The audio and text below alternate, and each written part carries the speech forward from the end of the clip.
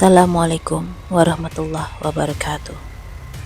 Selamat datang di channel kami dan selamat datang di segmen Basi alias Bahas di sini.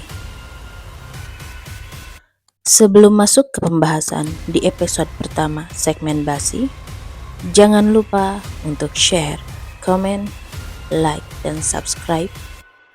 Juga aktifkan lonceng notifikasinya supaya kita makin semangat membuat video-video yang menarik. Kalau begitu, kita langsung saja masuk ke pembahasan di episode pertama, segmen Basi. Bahas di sini. Rumah Gurita dibangun pada tahun 1980-an oleh seorang pengusaha yang bernama Frans Halimawan. Patung gurita yang ada di atap rumah tersebut menjadi satu ikon yang menarik dari rumah ini.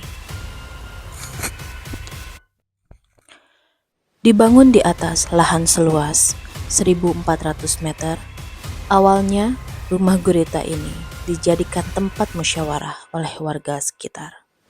Namun, karena satu dan lain hal, entah mengapa, rumah ini sudah tidak dijadikan lagi tempat bermusyawarah. Tidak hanya tampilan luar rumah yang menarik, di dalam rumah tersebut juga terdapat beberapa patung yang dijadikan hiasan, karena sang pemilik rumah adalah seorang pecinta seni. Bahkan, fakta menarik lainnya, rumah gurita ini pernah diangkat menjadi film layar lebar pada tahun 2014. Pembahasan rumah gurita ini masih sangat menarik untuk dikuliti. Selain karena desain rumahnya yang mewah dan unik, ternyata rumah gurita menyimpan mitos-mitos mistik yang sudah lama berkembang di masyarakat. Kalau begitu, mari kita bahas mitos apa saja yang melekat pada rumah ini.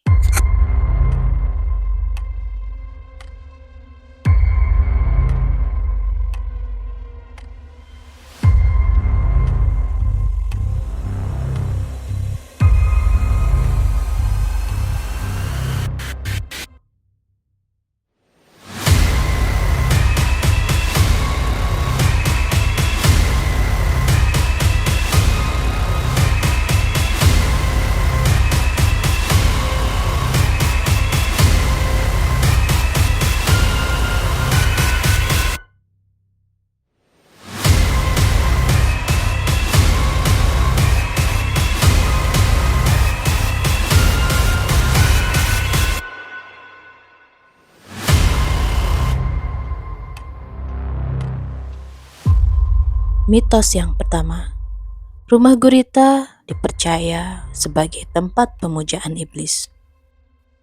Warga sekitar sering mengatakan bahwa rumah tersebut dijadikan tempat pemujaan iblis, terutama karena adanya angka 666 atau 666 di rumah tersebut yang dianggap sebagai simbol iblis. Seperti kita tahu bahwa simbol 666 umumnya diasosiasikan dengan iblis, antikristus, kegelapan, dan kekuatan jahat dalam berbagai kepercayaan dan tradisi. Mitos yang kedua yaitu selalu ada aktivitas aneh di dalam rumah tersebut. Warga juga bercerita tentang aktivitas aneh yang terjadi di rumah pada malam hari di waktu-waktu tertentu yang menambah kesan horor. Mitos yang ketiga adalah rumah itu berhantu. Karena mitos dan kesan mistis yang melekat, rumah tersebut juga sering disebut sebagai rumah hantu. Dan mitos yang keempat adalah mitos tentang patung gurita yang ada di atap rumah tersebut adalah lambang gereja setan.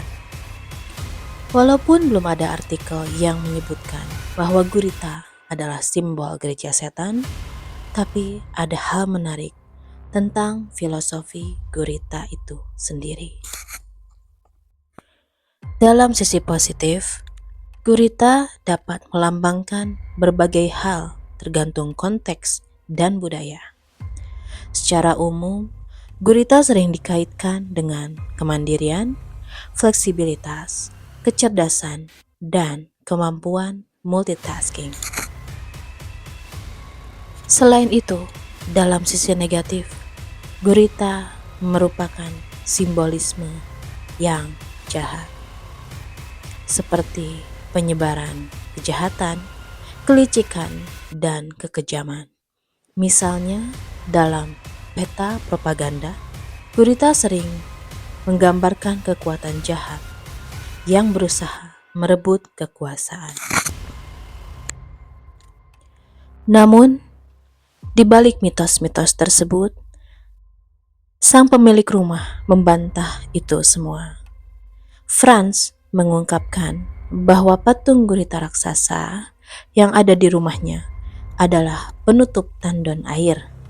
Dan sebagai seorang yang mencintai seni, Franz senang dengan hal-hal yang bentuk unik. Menarik ya. Menurut kalian bagaimana? Apakah simbol gurita yang ada di rumah tersebut melambangkan sesuatu yang jahat? Atau memang hanya murni adalah satu seni yang dibuat oleh sang pemilik? Sekian dulu pembahasannya. Terima kasih telah menonton video ini. Sampai jumpa di episode selanjutnya di segmen Basi Bahas di sini. Assalamualaikum warahmatullahi wabarakatuh.